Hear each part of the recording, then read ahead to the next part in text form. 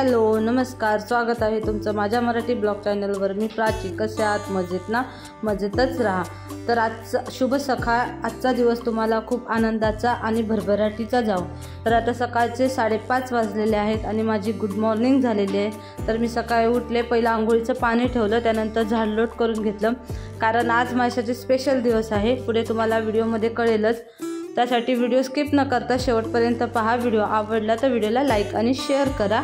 चॅनलवर नवीन असाल तर चॅनलला अजूनही सबस्क्राईब केलं नसेल तर सबस्क्राईब करा। तर माझं ब्रश वगैरे करून झालं, सगळं आवरून झालेलं आहे, झाडू वगैरे झाडलोट करून झाला। आता मी जाणार आहे आंघोळीला, पण त्याआधी दूध वगैरे मी गरम करून घेणार आहे। दूध गरम करणार, चहा वगैरे ठेवून घेणार। असं मी कधी करत नाही की आंघोळीच्या आधी चहा वगैरे करणं, पण रविवार आहे आणि रविवारच्या दिवशी काही चालून जातं, कोणाची काम वगैरे नसतं, त्याच्यामुळे डब्बा वगैरे नसतो, त्यामुळे म्हटलं चहा मी करून जाते। तर चहा करून मी आंघोळीला गेले। आंघोळीवरून आले, आता देवपूजा वगैरे करून घेते देवांची, कारण मला पटपट काम आवरायचं आहे। आज आई नाही आहेत माझ्यासोबत आणि त्यात काय झालं, मी पडली आहे, त्याच्यामुळे माझा उजवा हात दुखतोय। पण यावेळेस या ठिकाणी मी बँडेज वगैरे केलेलं नाही आहे, कारण रात्रीच मी पडले होते आणि हातावरच पडले, थोडासा सुजला हात, त्यामुळे हळूहळू म्हटलं सगळं स्वयंपाक वगैरे करायचं आहे, कारण घरी माझा भाऊ येणार आहे। मागच्या रविवारी म्हणजे भाऊबीज दिवशी यायला नाही जमलं त्याला, कारण मीच नव्हते घरी, मी जरा बाहेर गेले होते, तो त्या दिवशीच येणार होता। मग म्हणलं जाऊ दे, आता नेक्स्ट संडेला येतो। तर तो आज येणार आहे भाऊबीजेसाठी, तर त्याच्यासाठी थोडासा बेत आहे स्वयंपाकाचा। काय काय बनवणार आहे ते पुढे व्हिडिओमध्ये तुम्हाला समजेलच। तर इथे मी, आणि सगळ्यात महत्त्वाचा प्रॉब्लेम म्हणजे लाईटचा प्रॉब्लेम आहे आमच्या इथं। लाईट केव्हाही जाते, तर लाईट जाऊ नये म्हणून पहिल्यांदा वाटण करून घेणं माझ्यासाठी खूप गरजेचं होतं, कारण तो लवकर येऊन लवकर जाणार होता असं त्याने मला सांगितलं होतं। तर आई पण उठले होते, आईंची आंघोळ वगैरे झाली, मग त्यांनी चहा घेतला आणि जिजा उठली होती माझ्यासोबत। जिजाचं एक वैशिष्ट्य आहे की मी उठले की ती माझ्यासोबत उठते। तर इथे मी पहिल्यांदा आलं लसूण, थोडीशी मिरची टाकली होती आणि कोथिंबीर टाकून मी पहिल्यांदा वाटण करून घेतलं, पेस्ट आल्या लसणाची। आणि आल्या लसणाच्या पेस्टमध्ये अळणी पाणी जर करायचं असेल ना, तर मी थोडंसं खोबरं आणि मिरची, कोथिंबीर पण टाकते। आणि त्यानंतर इथं मला काळं चिकन बनवायचं आहे, तर त्यासाठी मी इथे कांदा जो आहे ना तो डायरेक्ट फ्लेमवर मी भाजून घेते। माझ्याकडे जाळी नाही आहे, त्याच्यामुळे मी असा हा कांदा भाजून घेतला।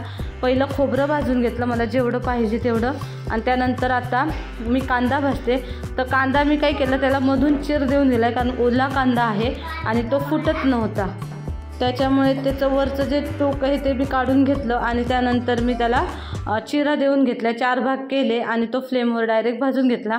त्यानंतर खोबरं मी जे भाजलं होतं ना, ते गार झाल्यावर त्याचं काळपटपणा काढून टाकून मी त्याच्या फोडी केल्या आणि कांदा पण गार झाल्यावर मी चिरून घेतला आणि अशा पद्धतीने वाटण झालेलं आहे। यामध्ये पण मी कोथिंबीर, आलं लसूण आणि थोडीशी फुटाणा डाळ होती ना ती घालून घेतलेली आहे आणि ते वाटण मी वाटून घेतलं। त्यानंतर चिकन मला आणून दिलं होतं आईंनी, तर चिकनला मी हळद मीठ लावून ठेवलं होतं। त्यानंतर एका भांड्यामध्ये तेल गरम केलं, त्यामध्ये कांदा छान लालसर होईपर्यंत परतून घेतला आणि त्यानंतर त्यामध्ये ते आलं लसूणची जी पेस्ट केली होती ती घातली, ती छान परतून घेतली। थोडासा टोमॅटो घातला आणि जे हळद मीठ लावून चिकन ठेवलं होतं ते छान परतून घेतलं आणि गरम पाणी ताटावर ठेवून मी त्याला शिजायला ठेवून दिलं।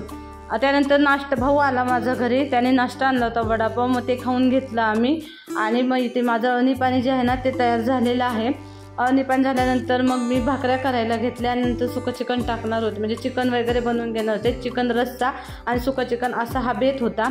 तर वहिनी बसली होती गप्पा मारत मुलींसोबत, आणि तर इथे मी जो सुक्कं चिकन करायचं आहे ना त्यासाठी कांदा चिरून घेतलेला आहे, टोमॅटो आणि कोथिंबीर चिरून घेणार आहे, कारण गप्पा मारत काम केलं ना की ते पटकन होतं। मग ती माझ्या मागं बसली होती गप्पा मारत, पोरी पण तिच्याबरोबर छान रुळल्या होत्या, कारण पहिल्यांदाच असं झालं की राजवी आणि छान अशा गप्पा मारत होत्या, नाही तर त्या शक्यतो कोणाशी बोलत नाही।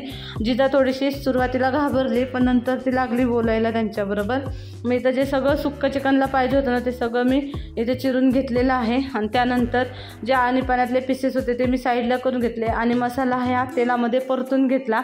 तर त्यामध्ये मी लाल मिरची पावडर टाकलेली आहे तेलामध्ये, घरचा मसाला काळा मसाला जो आहे तो टाकला आहे, चिकन मसाला टाकला आहे आणि थोडासा गरम मसाला जो माझ्याकडे होता तो टाकला आहे आणि छान तेलामध्ये मी परतून घेतला व्यवस्थित तेल सुटेपर्यंत। आता यातला मी अर्धा मसाला आहे ना तो रश्श्यामध्ये वापरणार आहे आणि अर्धा मसाला जो आहे ना मी तो सुक्या चिकनमध्ये वापरलेला आहे। तर एका साईडला रस्सा माझा उकळतोय आणि दुसऱ्या साईडला मी सुक्का चिकन बनवते। तर सुक्या चिकनसाठी मी तेल गरम केलं, या तेलामध्ये कांदा टोमॅटो परतून घेणार आहे, त्यानंतर जो मसाला आहे तो घालून घेणार आहे आणि त्यानंतर जे आपलं चिकन जे आहे ना पीसेस रश्श्यातले आणि पाण्यातले ते मी घालून घेणार आहे, छान परतून घेऊन झाकण लावून वाफ करून घेणार आहे। सगळा माझा स्वयंपाक झालेला होता, भाकऱ्या पण मी बनवून घेतल्या होत्या आणि आता तर मी ते ओवाळणार आहे भावाला, कारण भाऊबीज करून घेणार आहे। तर भाऊबीजेची सगळी तयारी केली, पाट ठेवले 2 साईडला 2, रांगोळी वगैरे मी काढून घेतली, पांढरी रांगोळीच होती तर ती काढून घेतली। त्यानंतर मी आरतीचं जे ओवाळणीचं जे ताट आहे ते तयार करून आणलं आणि त्याला टोपी आठवली दादाला, तो म्हणला टोपी असेल तर मग मी त्याला टोपी आणून दिली, टोपी घातली। पोरी छान त्याच्याशी गप्पा मारत होत्या, बसल्या होत्या। त्यानंतर मग मी भाऊबीज केली, त्याला ओवाळून वगैरे घेतले, गप्पा मारत मारतच केले आणि आमचे फोटोग्राफर होते 2, एक वहिनी आणि दुसरी म्हणजे माझी राजवी। राजवी एवढ्या फोटोज काढत होते ना की अख्ख्या वहिनीचा जो मेमरी होती ना ती फुल करून घेतली होती गॅलरी, तिने झपाझप फोटो काढत होते। तर ओवाळून वगैरे मी घेतलं, टिक्का वगैरे लावून ह्याला दादाला आणि गोड म्हणून मग मी त्याला बेसनचा लाडू भरवला थोडं। भाऊबीज कंप्लीट झाल्यानंतर मग त्याने मला जे गिफ्ट आणलं होतं ते दिलेलं आहे। तर त्याने गिफ्ट जे आणलं होतं मी लगेचच म्हणजे वहिनीनेच ओपन केलं, लगेचच आम्ही गिफ्ट पाहिलं काय आणलं होतं त्याने, तर कारण मुलींची खूप घाई होती की मामाने काय आणलं मम्मीसाठी हे पाहायची। तर त्याने मला ऑर्गेन्झामधली साडी आणली होती न्यू पॅटर्नची आणि मला ती खूप आवडली, कारण माझ्याकडे तशी पॅटर्नची साडी नव्हती। दादा माझ्यापेक्षा खूप मोठा आहे, मग मी दोघांच्याही पाया पडले, नमस्कार केला आणि त्यानंतर मग जे ओवाळणीचं ताट वगैरे होतं ते मी देवाकडे नेऊन ठेवलं, रांगोळी वगैरे मी हे करून साफ करून घेतली। तोपर्यंत वहिनीने गिफ्ट ओपन केलं, तर ही आहे माझी साडी। परत एकदा मी दाखवेनच तुम्हाला साडी, जेव्हा मी नेसीन ना त्यावेळेस मी सांगेनच की कुठली साडी आहे ती। तर मग आता मी जेवायची तयारी करत होती, तोपर्यंत मुली मामाबरोबर छान मजा मस्ती करत होत्या। त्यानंतर जेवायला दिलं सगळ्यांना, जास्त नाही त्यांनी खाल्लं, थोडं थोडंच खाल्लं सगळ्यांनी, पण पोरी पण त्यांच्याबरोबर जेवायला बसल्या। छान जेवण वगैरे झालं, कारण त्यांना लवकर जायचं होतं, तरी 12:45 पर्यंत ते निघाले आणि मग ते गेल्यानंतर घरात येऊन मग मी बाकीची जी काही साफसफाई होती ते सगळं मी आवरून घेतलं। हात थोडासा माझा दुखत होता तरीसुद्धा पूर्ण मी सगळं आवरून घेतलं। तर तुम्हाला हा व्हिडिओ कसा वाटला हे मला कमेंट करून नक्की कळवा। व्हिडिओ आवडला तर व्हिडिओला लाईक आणि शेअर करा, चॅनलवर नवीन असेल तर चॅनलला सबस्क्राईब करा। चलो बाय।